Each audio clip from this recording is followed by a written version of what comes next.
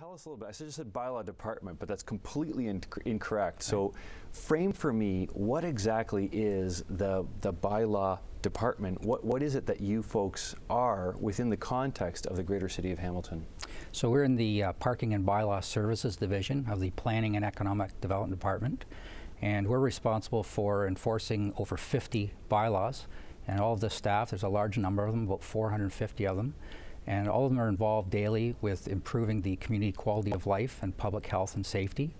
We issue dog licenses, business licenses. We enforce property standards, noise, illegal dumping, vital services, parking bylaws, a large number of bylaws that help the community quality of life and health and safety. Wow. So you had mentioned just before we went on air, that's over half of your actual greater department, which is planning, economic development, tourism, culture, and real estate.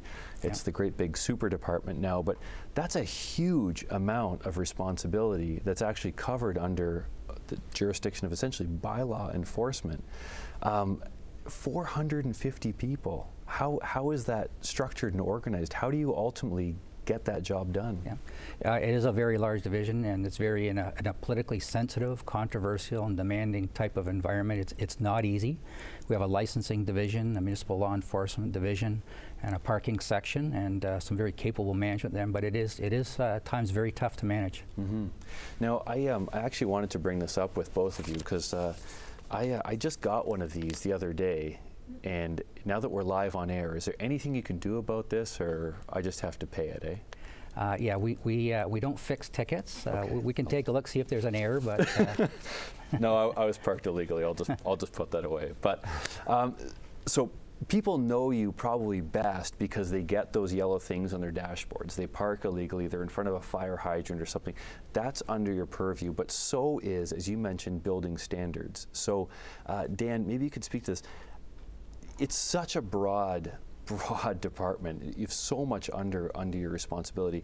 How do you do that? I mean, how is this structured? You've got the folks who are giving us tickets when we park illegally, like me right now, but you also have people keeping tabs on buildings. How does this work on a day-to-day basis?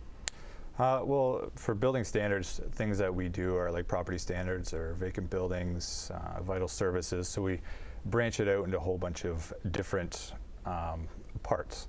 So we have officers that are municipal law enforcement officers that are in specialized teams that look after certain complaints that we'll get, and we'll go out and investigate based on those complaints and hopefully resolve anything that comes forward with compliance. Because a lot of it is actually complaint-based enforcement, right? It's not necessarily that you always have people everywhere overseeing everything, right? Yeah, absolutely. Most of our job is reactive, so we're doing compliance-based work based on complaints.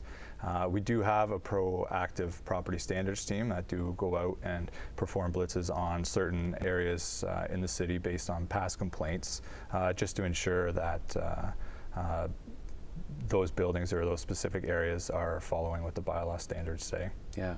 Now, Marty, your department lately has taken a lot of flack. Obviously, in The Spectator, there was an article about this gentleman who was reprimanded for moving some garbage.